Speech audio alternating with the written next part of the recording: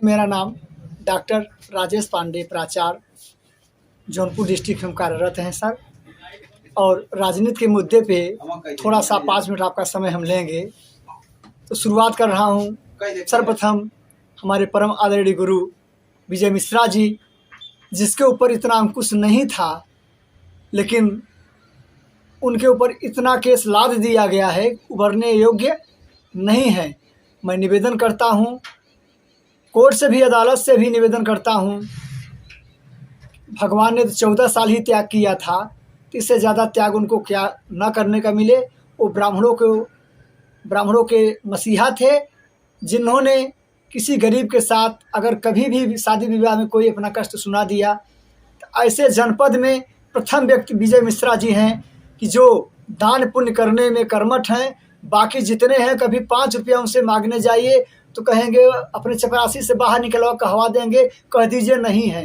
लेकिन विजय मिश्रा एक ऐसे व्यक्ति थे, ऐसे साहसी महान पुरुष थे कि वो बुला के सुन लेते थे कि भदोही जनपद से या कहीं अदर जिला से कोई व्यक्ति आया है तो उसका सेवा करने के लिए वो सदैव तत्पर थे।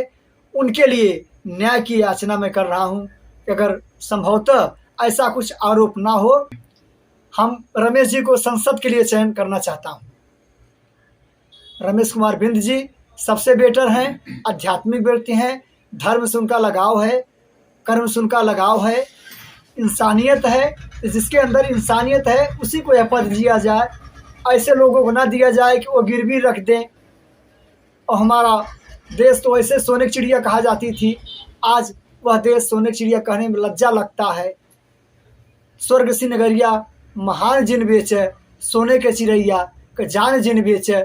ऐसे लोगों से, ऐसे राजनीतिक विदों से, ऐसे विद्वानों से मैं आग्रह करता हूं कि भारत सरकार का पैसा जो आप लोग ले रहे हैं उसको उचित ढंग से खर्च कीजिए, ताकि हमारे भदोही जनपद का विकास कोई उंगली ना उठा सके।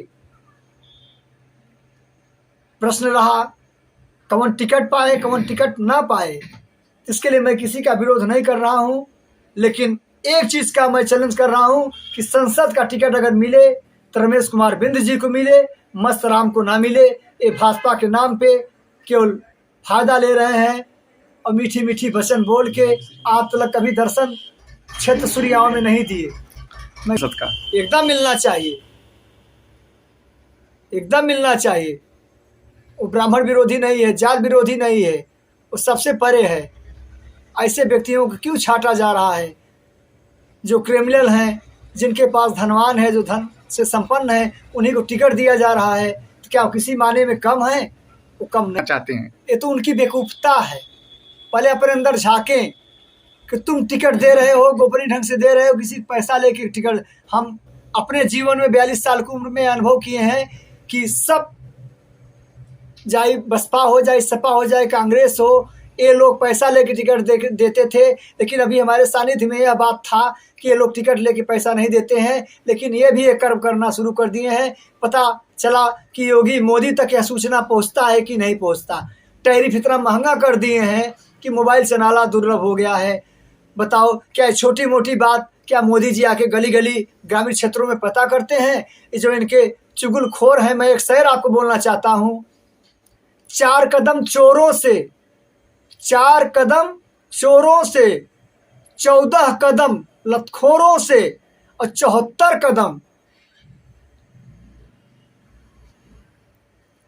कदम जो है ये चुगलखोरों से दूर रहना चाहिए। ये दार्शनिक विवेचन है। इसके निर्माता करता हम ही हैं। डॉक्टर राजेश पांडे, प्राचार्य, जौनपुर डिस्ट्रिक्ट का प्राचार्य हूँ। मैं आपसे निवेदन करता हूँ, इन लोग का इरादा यह है कि असली हीरा कांच चमके, नकली धन चौराहे पर। एक दुल्हन है घर के अंदर, 10 दुल्हन चौराहे पर।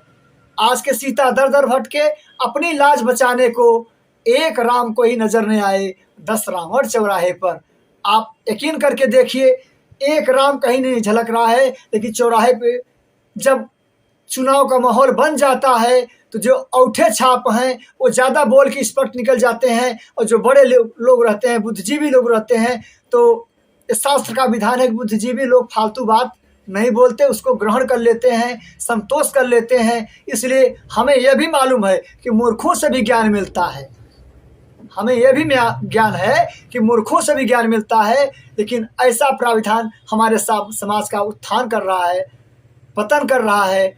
तो इसीलिए मैं निवेदन कर रहा हूँ, जैसे आप इतिहास उठा के देखिए, इतिहास भूत का दर्पण है, क्रमबद्ध विवेचन करता है, मानव के उत्थान पतन का सच्चा अवलोकन करता है। क्या आपने हुमायूं को देखा था, अकबर को देखा था, नूरजहां को देखा था? नहीं देखा था। लेकिन ग्रंथों के माध्यम से प्राध्यापकों ने बच्चों को पढ़ाते हैं तो पूरी सूचना उनके सानिध्य में, उनके कान में, उनके मस्तिष्क में डाल देते हैं। उसका प्रॉब्लम क्या है, उसकी समस्या क्या है?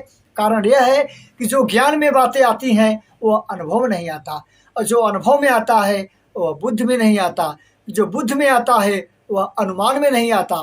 तो भविष्यवाणी और ज्योतिष जो कहता है उसमें से 80% बातों को आपको कबूल करना चाहिए कि सत्य है, इसमें किसी प्रकार का संदेह नहीं है। अभी ब्राह्मणों से पृथ्वी खाली नहीं है, इतना मैं वादा कर रहा हूँ, पूर्ण वादा कर रहा हूँ। मैं शास्त्र और वेद के टॉपिक पे ही मैंने रिसर्च किया है, और वैसे भी भूत का नाम ले रहा हूँ कि आपका रंगट खड़ा हो जाएगा।